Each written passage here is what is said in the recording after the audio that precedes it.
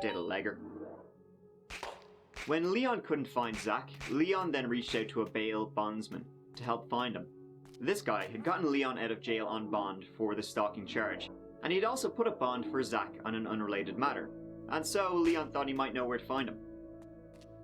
And so upon hearing of the plot and why Leon needed to find Zach, he immediately contacted the police, and Megan was taken to a safe house. Police were then able to track down Zach, and they convinced him to play along maybe with their investigation just a little bit. And so, with police listening in and telling him what to say, Zach called Leon and told him he had outsourced the job to another hitman by the name of Javier. Javier, he was an undercover cop in the Houston Police Department. Now this is when things get interesting, because during that phone call when Zach called Leon to tell him that he had outsourced the job to Javier, Leon said, will he take care of both issues?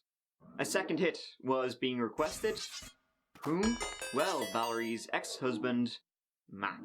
And so Leon, Valerie, Javier and Zach, they went for a lovely old dinner at Olive Garden to chat a bit about assassination. Apparently Valerie's ex-husband Mac was trying to take their daughter away, so he needed to be taken out of the picture too.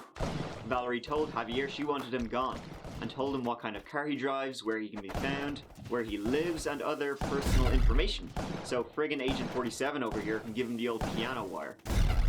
Another $10,000 was requested and promised by Valerie.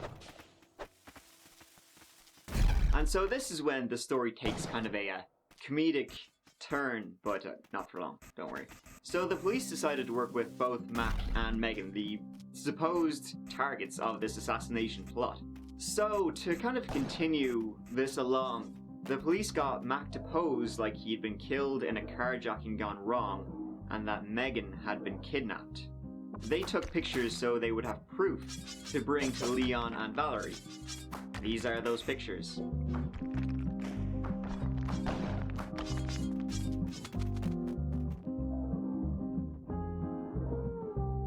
Javier then popped over with the pictures taken to prove they were sleeping with the fish, and received another $1,800.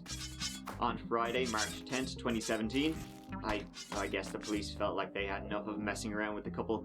And so that night, officers arrived at the home to inform Leon and Valerie that Mac McDaniel had been found dead. What's going on?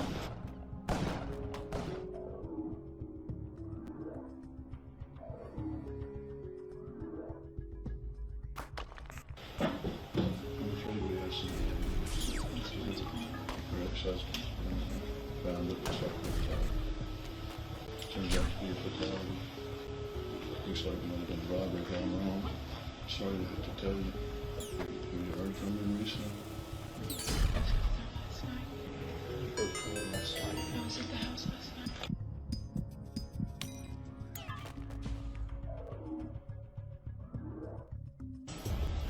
Did your husband really sleep in the door? Did anybody's money want to harm you?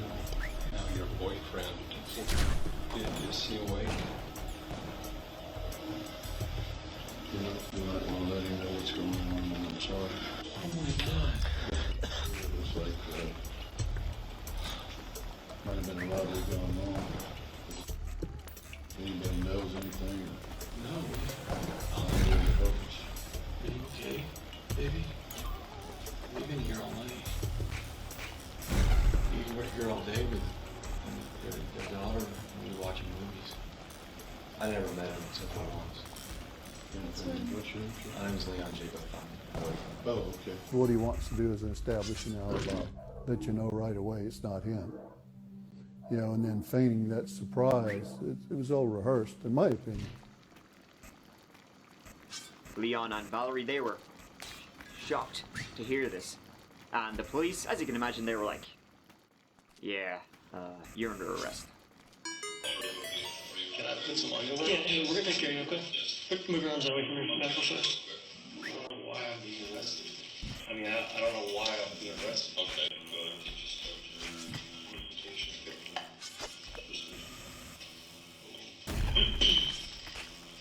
And while they were being arrested, Valerie's daughter was in the apartment at the time. So before the police took Valerie into custody, they allowed Valerie to get her daughter and hand her off to her ex-husband Mac, who was standing outside in the hallway the entire time. Now to the latest on that murder-for-hire plot involving a couple and their exes. Thanks for joining us. I'm Jonathan Martinez. And I'm Sion Rhodes. 48-year-old Valerie McDaniel and her boyfriend, 39-year-old Leon Jacob, are accused of trying to hire a hitman to kill both of their exes. The couple now charged with soliciting capital murder, and today we're learning more about their background. Channel 2's Bill Spencer is live with all the latest developments. Bill, what have we learned? Jonathan and Sion, we are learning brand new details all about this case, including some very interesting information about how the police actually managed to capture these two people who, again, are accused of wanting to pay big money to have their exes killed. Veterinarian Valerie McDaniel and her live-in boyfriend Leon Jacob facing serious charges right now after investigators say they plotted to kill McDaniel's ex-husband and Jacob's ex-girlfriend.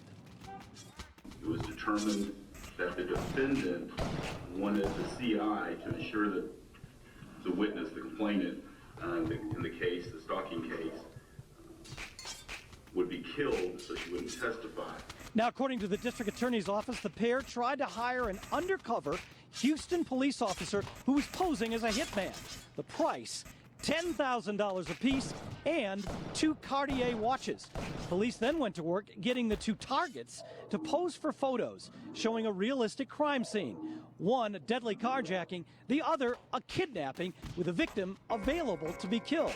Detectives say the photos were then used to convince Jacobs and McDaniel that the targets were dead. And when money finally exchanged hands, the two were then arrested. 3 days after she was arrested, Valerie McDaniel was released on $50,000 bond. Valerie would record her final thoughts on her iPad. Okay, March 25th, it's been a few days. I hope I don't repeat myself. Zach told me later that he was going to try to help me, that he would try to get Mac to leave me alone. And at the same time, he was working to try to get Megan to go back to Pittsburgh. It's weird, it wasn't like bam, bam, bam, a progression. Things just gradually happened. There was talk all the time about this, and it just normalized things. It's so strange, it's hard to explain, but talking about somebody trying to quiet Mac and make him leave me alone just became like, oh, okay, that's normal. In retrospect, not so normal. And it just progressed. It's terrible. And the one thing I hope people know, and I hope comes out, is that